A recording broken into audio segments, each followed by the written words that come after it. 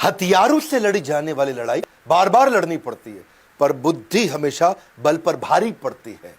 ऐसे बुद्धि के राजा 21वीं सदी के चाणक्य, हमारे देश के जेम्स बॉन्ड अब काल्पनिक चरित्र नहीं रह गया। असली के जेम्स बॉन्ड अजीत डोवाल, प्रधानमंत्री के बाद कहा जाता है कि दूसरे सबसे शक्तिशाली व्यक्ति हैं। सीधा कैबिनेट मिनिस्टर का दर्जा, पर पीएमओ को सीधा रिपोर्टिंग, बीच में कोई नहीं। कीर्ति चक्र, प्रेसिडेंट पुलिस मेडल। अगर पाकिस्तान इनके नाम से डरता है, क्यों डरता है, क्यों घबराता है, क्यों पाकिस्तान के विदेश मंत्री, रक्षा मंत्री सब इसी की बात करते हैं। ये अजीत डोवाल की स्ट्रैटेजी, ये अजीत डोवाल नहीं होता तो क्या होता, अजीत डोवाल के कारण हो गया ये। डोवाल जिस प्रकार कोरोना से बचने के लिए इम्यूनिटी का होना जरूरी है, उसी प्रकार इंटरनल सिक्योरिटी के लिए अजीत डोवाल बहुत जरूरी है। उत्तराखंड के रहने वाले पौड़ी गढ़वाल के 1945 में आजादी से पहले जन्म हुआ, आजादी से पहले, अभी तक पूरी तरह fresh and active Indian army officer थे इनके पिता, और अजमेर मिलिट्री स्कूल में इन्होंने पढ़ाई करी। इंडियन पुलिस सर्विस 1968 में इन्होंने आईपीएस के रूप में ज्वाइन किया। कैडर मिला था केरला का,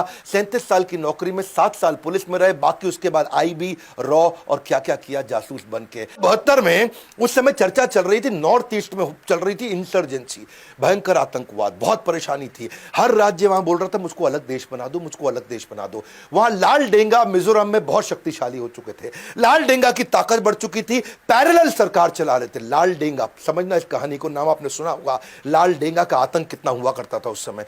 नॉर्थ ईस्ट में मिजोरम इतना शोर हो गया कि दिल्ली में लोग घबराए थे, और तभी पूछा, वहां पे एक आईबी ऑफिस में मीटिंग बुलाई गई, कौन जाएगा देखने के लिए। सब चुपचाप इधर उधर देख रहे थे, और वहीं अजीत डोवाल अभी शादी करके लौटे थे, हनीमून पर जाने वाले थे, और वो बोले ठीक है मैं जाऊंगा मिजोरम, और मैं मिजोरम में समय लगाऊंगा। ये लाल डेंगा के साथ इन्होंने वहां पहले अंदर घुस गए, अंदर जाके देखा तकलीफें क्या है, इनकी समस्या क्या है, इनकी गोल प्रॉब्लम क्या है। घुस करके तब समझ आया लाल डेंगा के साथ 7 बड़े कमांडर्स थे, उसके 7 जबरदस्त कमांडर थे जो सारा गेम चला रहे थे। यानी कि लाल डेंगा की ताकत, जैसे याद है हातिम ताई में तोते के अंदर ताकत थी, लाल डेंगा की ताकत इन 7 कमांडर्स में थी। ये 7 कमांडर से नीचे नीचे जाके दोस्ती करते थे। इनकी खास बात यही कि दुश्मन के अंदर खेमे में जाके कुछ लोगों को दोस्त बनाए आते थे।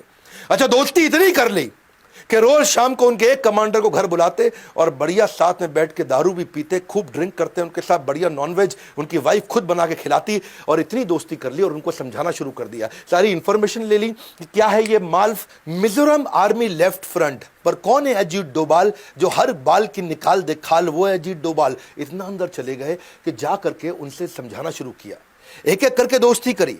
बोला ऐसा है ना, मैं तुम्हारे को सारी ताकत दिलाता हूं, भारत सरकार में मेरी चलती है, तुमको स्पेशल कैटेगरी राज्य बना दूंगा। ऐसा कुछ करते हैं कि तुम्हारा यहां पे इलेक्शन करके तुम्ही को यहां मंत्री बना देते हैं, तुम्हारे ऊपर जो क्रिमिनल चार्ज है उस सारे को हटवा देते हैं, और तुम्हारे को नेबरिंग कंट्री के साथ में तुम्हारे लीगल अग्रीमेंट्स बनवा देते हैं। तुम्हारे राज्य में कोई घुसेगा तो उसको पासपोर्ट इलेक्शन कार्ड टाइप चाहिए, यानी कि वो सब सिस्टम भी बनाए रखते हैं। उन्होंने उनको इतना विश्वास दिलाया कि तुम्हें जो जो चाहिए मैं सब दिलाऊंगा, और कोई धन की कमी है तो वो भी दिलाऊंगा, स्पेशल स्टेट होने पे जो पैसा नहीं चाहिए वो भी दिलाऊंगा। और एक एक करके इन्होंने 7 में से 5 आदमी अपने साथ, क्षमा चाहता हूं 6 आदमी अपने साथ कर लिए। लाल डेंगा पड़ गया कमजोर, अब लाल डेंगा की चली नहीं, और वहां पॉलिटिकल पार्टी बनाने के लिए उन्होंने बोला लाल डेंगा अब तू आजा मेरे पास। बाद में लाल डेंगा को लेकर के आए, उसको अकेले में समझाया, और देखा कि 6 आदमी उसके अगेंस्ट हो गए, और लाल डेंगा के साथ अब नेगोशिएशन किया। इन नेगोशिएशन करने से पहले सामने वाले की वीकनेस पकड़ते थे, इसीलिए मैंने बोला चाणक्य, क्योंकि ये फ्यूचर के कई महीनों को आज भाप के अपनी स्ट्रैटेजी बनाते थे।